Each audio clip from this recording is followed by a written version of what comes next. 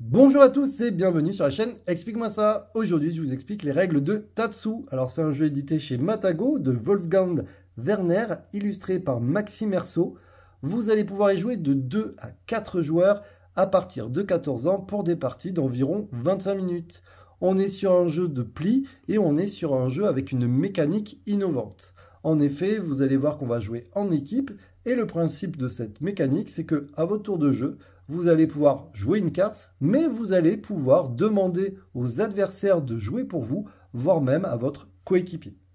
Alors, je vais vous montrer un petit peu les cartes, à quoi elles ressemblent. Vous allez avoir 2 valeurs sur les cartes à chaque fois. La valeur du haut, c'est la puissance d'esprit. Plus la valeur est forte, plus vous avez de chances de gagner le pli. Si jamais il y a une égalité, celui qui a joué la carte en premier gagne le pli, au niveau de la carte la plus forte. Attention, dans ce jeu, il n'y a pas d'atout. Ensuite, vous voyez, vous allez avoir des valeurs en dessous. C'est les valeurs de points. Comment ça va se passer? Vous voyez qu'il y a des valeurs et il y a aussi des multiplicateurs.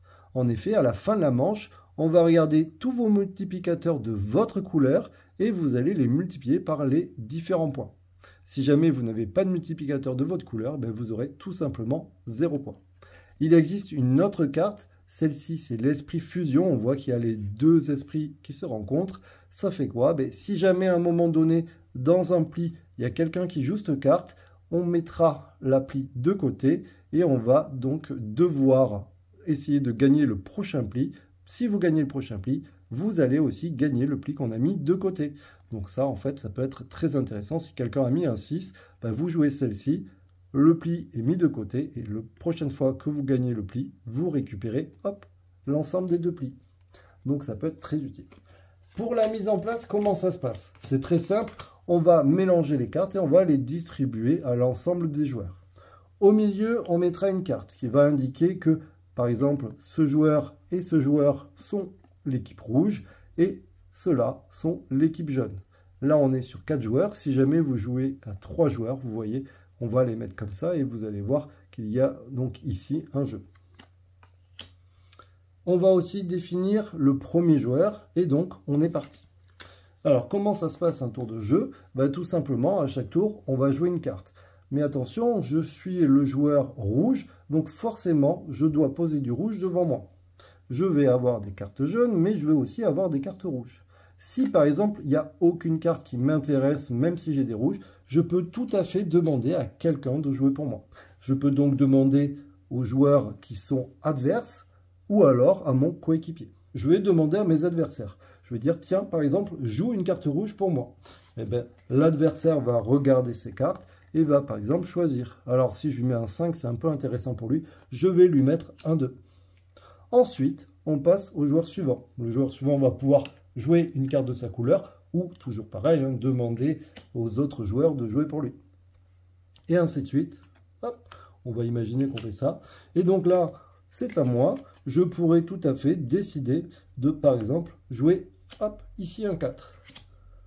On regarde la résolution du pli. Qui a gagné? La valeur la plus forte, c'est 4. C'est tout simplement ce joueur qui récupère le pli. Comme il a gagné le pli, c'est à lui de jouer. Il va donc jouer une carte ou par exemple demander à ce joueur-là de jouer une carte pour lui. Et ainsi de suite. Là, on va par exemple décider de mettre cette carte. Comme ça, je vous explique un petit peu comment ça se passe. Lui, il doit jouer une carte jaune. Il va demander à son coéquipier de jouer pour lui. Et lui, par exemple, va jouer cette carte. Là, on ne regarde pas la valeur. Forcément, il y a l'esprit de fusion qui est ici. On va mettre ce pli de côté.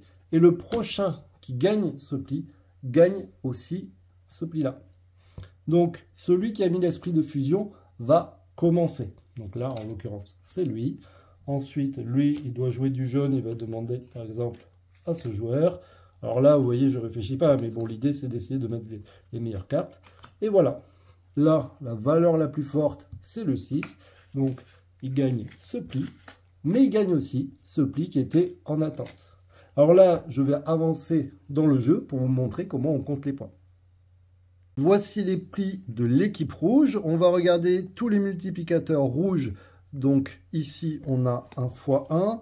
Ici, on a un x2. Est-ce qu'il y en a d'autres? Non, il n'y en a pas d'autres. Donc, ça sera multiplié par 3 et on va donc compter les points qui sont indiqués ici. Peu importe la couleur. Donc, 5 et 1, 6 et 4, 10. Les x2 ne comptent pas. 10 et 6, 16, 17, 18. 18 fois 3, ça fait donc 54 pour l'équipe rouge. On comptera aussi les points pour l'équipe jaune.